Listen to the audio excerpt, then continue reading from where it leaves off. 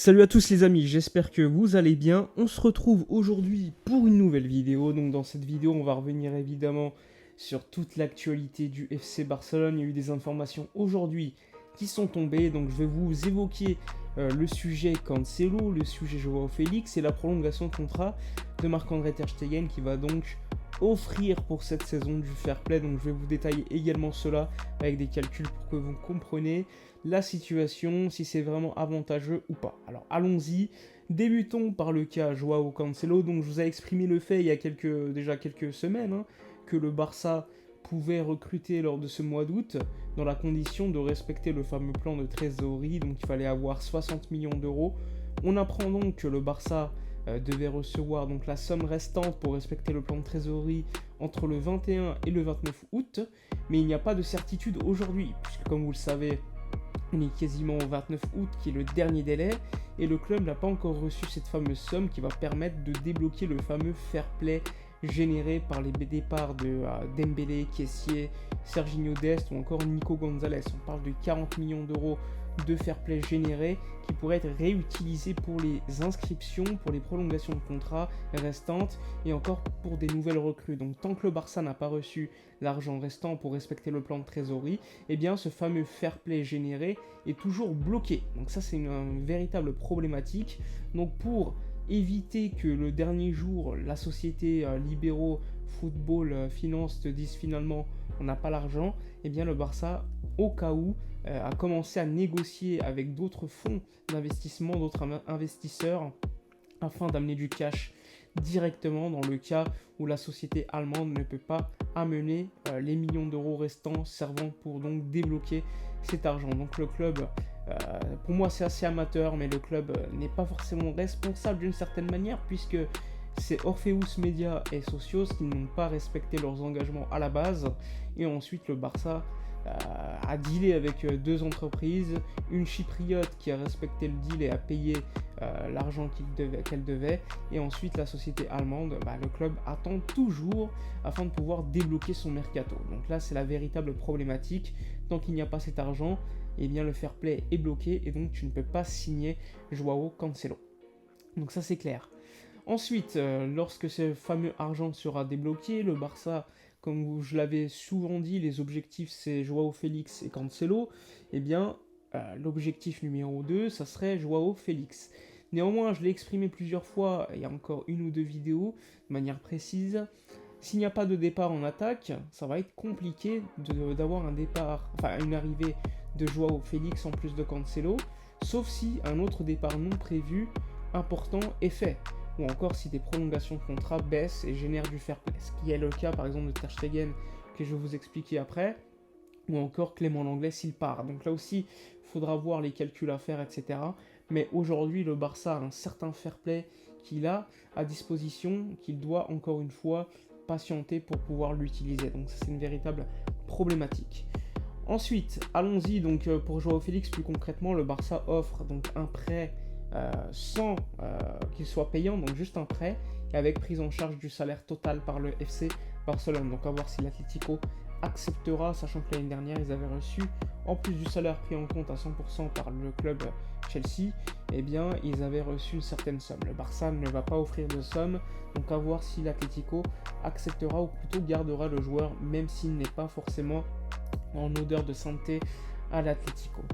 Ensuite, autre affaire, allons-y, c'est Ter Stegen. Ter Stegen il prolonge jusqu'en 2028 aujourd'hui, ce qui va te permettre de créer du fair play, puisque comme on le sait, il baisse son salaire de 30%. Il faut savoir que le salaire de Ter Stegen, comme il a prolongé sous Bartomeu avant qu'il démissionne, il a un salaire croissant. C'est le cas pour l'anglais, c'est le cas également pour De Jong, et je crois que c'était également le cas pour Piqué, mais depuis il est parti.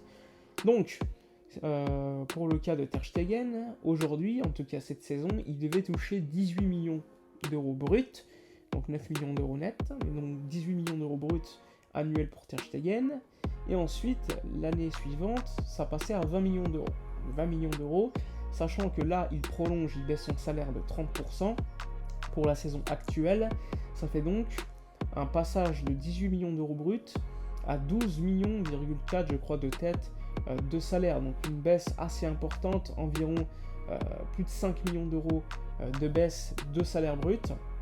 Donc ça permet au Barça de générer du fair play. Pour être précis, et la baisse est de 5,6 millions d'euros bruts. Donc comme Ter Stegen a un salaire élevé qui représente plus de 5% de la masse salariale totale, eh bien c'est la règle du 60% qui s'applique, et donc tu peux réutiliser pour les recrues 60% des 5,4 millions d'euros, 5,6 millions d'euros économisés. Donc ça fait pas beaucoup, mais un peu plus de 3 millions d'euros de fair play générés par la prolongation de contrat de Ter Stegen. Donc, ok, c'est intéressant à court terme, tu crées du fair play, ça va te permettre d'inscrire notamment le contrat d'Iñaki Peña probablement pour Villarreal. Néanmoins, Marcos Alonso, Inigo Martinez ou encore les prolongations de Baldé et de Lamine Yamal, tu es en attente, encore une fois, de ce fameux fair play que tu as généré qui est bloqué par le non-versement de la société allemande de la somme restante pour respecter le plan de trésorerie. Donc, Ter Stegen, cette saison, il va donc toucher à peu près 12,4 millions d'euros bruts de salaire, ce qui est intéressant. Néanmoins, on apprend que le salaire donc, de 2024 et 2025, il va le différer. C'est-à-dire que, comme je vous l'ai dit, il allait gagner 18 millions d'euros et 20 millions d'euros. Donc il y a à peu près assez facilement 38 millions d'euros qui seront différés, mais qui ne seront pas différés n'importe comment, donc pas cette saison. Donc cette saison, il touchera bien 12,4 ou 12,6 millions d'euros bruts annuels de salaire. Et ensuite, l'année prochaine, jusqu'en 2028, les 38 millions d'euros bruts seront répercutés sur les 4 saisons restantes. Donc environ, on va dire, 9 millions d'euros en plus de son salaire de base. Donc les années suivantes, il va bien toucher 12,4 ou 12,6 millions d'euros bruts de salaire fixe, mais il faudra y ajouter les 9 millions d'euros chaque année différés par cette prolongation de contrat. Donc en somme, Ter Stegen aide le Barça pour la saison actuelle, mais alors qu'il avait une fin de contrat en 2025, eh bien jusqu'en 2028, il va toucher le salaire qu'il touchait actuellement. C'est juste qu'il va gagner donc 3 années de contrat, 3 années de contrat supplémentaires bien payés en plus, grâce au paiement différé. Donc en réalité, ok, Ter Stegen, il aide le club pour cette saison, mais ne soyons pas naïfs, lors des années suivantes, il va tout récupérer, plus 3 années de plus de contrat. Donc il est largement gagnant dans cette affaire.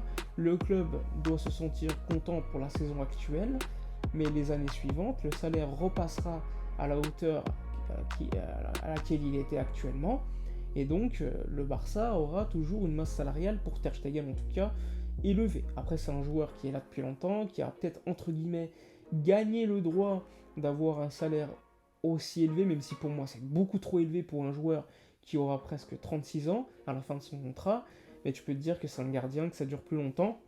Beaucoup de gens me disent, bon, peut-être que le Barça va vouloir le vendre dans 3-4 ans pour générer du fair play. Je suis désolé, mais je vois mal Ter Stegen refuser et partir ailleurs, vu le salaire qu'il aura. Ça va être très compliqué de le vendre. Donc je pense qu'il va rester jusqu'au bout de son contrat, jusqu'à ses 36 ans, avec un très bon salaire. Donc à voir, pour moi c'est pas une aussi bonne affaire qu'on le dit, même si ça aide le club à court terme. Bref, j'espère que c'est suffisamment clair, dites-moi dans les commentaires si vous êtes d'accord ou pas. N'oubliez pas de vous abonner à la chaîne, liker, commenter, partager. Moi je vous dis à la prochaine et d'ici là comme d'habitude, portez-vous bien.